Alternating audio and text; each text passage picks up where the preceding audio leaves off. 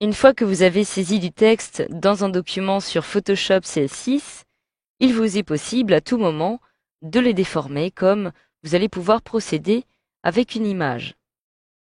Donc pour le faire, il vous suffit tout simplement de cliquer dans un premier temps sur le calque du texte que vous souhaitez justement déformer.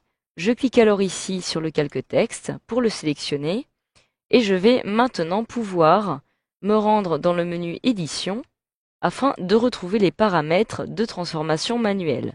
Je retrouve en effet ici directement ou encore en utilisant le raccourci clavier CTRL-T.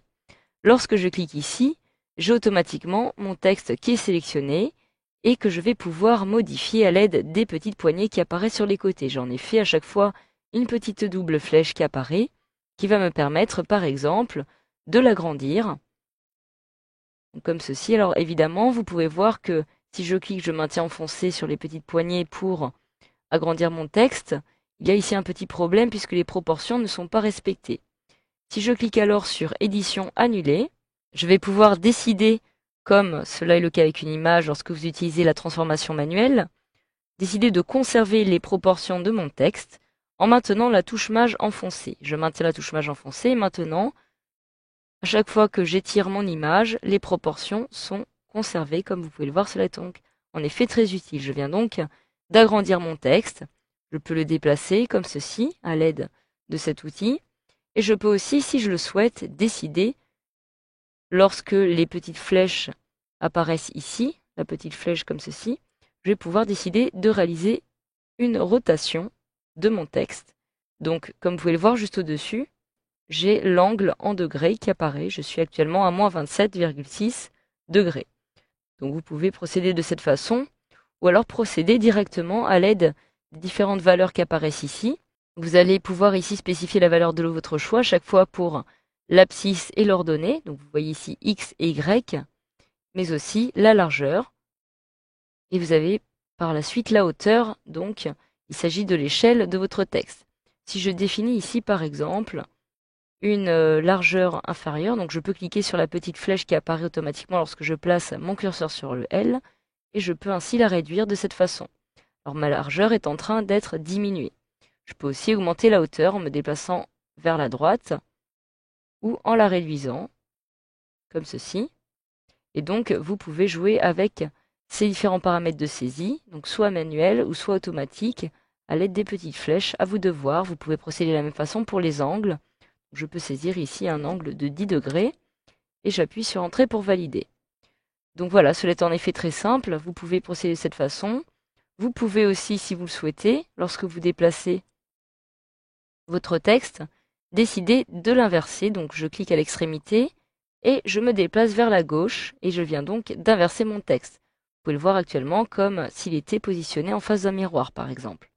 Alors une fois que vous allez procéder à toutes ces modifications sur votre texte, il vous suffit de cliquer maintenant sur valider tout en haut à droite sur cette petite icône afin de valider la transformation. Donc, je vais cliquer sur édition, annuler transformation manuelle en ce qui me concerne pour vous montrer d'autres possibilités. Si maintenant je me rends par exemple dans le menu texte, je vais retrouver ici de la même façon déformer le texte. Il s'agit d'une petite fenêtre qui va me permettre maintenant de modifier mon texte en fonction de formes prédéfinies. Donc actuellement, il n'y a aucun style prédéfini qui est actif sur mon texte, mais je vais souhaiter lui en appliquer un. Je clique alors sur le petit menu déroulant qui apparaît ici, et j'ai ici la possibilité, par exemple, de lui attribuer un style sous forme d'arc. Alors comme vous pouvez le voir, j'ai maintenant tout simplement ce style qui apparaît, donc je peux le déplacer. Donc cela est assez original.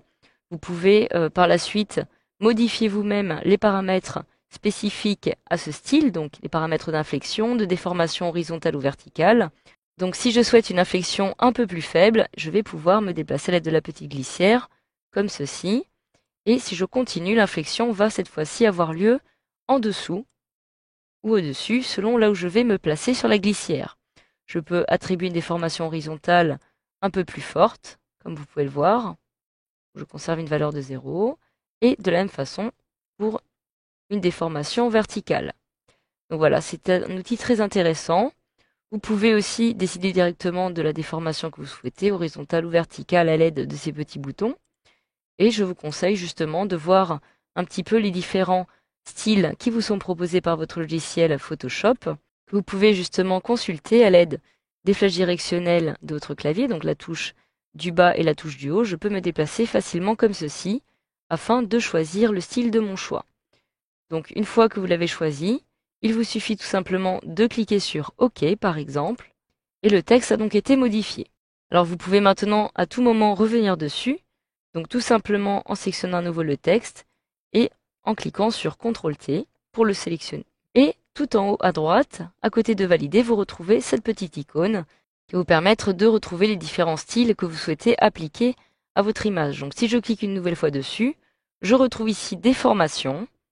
Si je clique sur le petit menu déroulant, je vais retrouver les différentes déformations qu'il est possible de choisir dans Photoshop.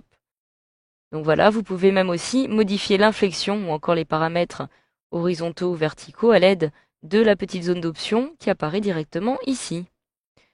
Donc voilà, grâce à cette formation, vous savez désormais maintenant comment déformer du texte sur un document sous Photoshop CS6.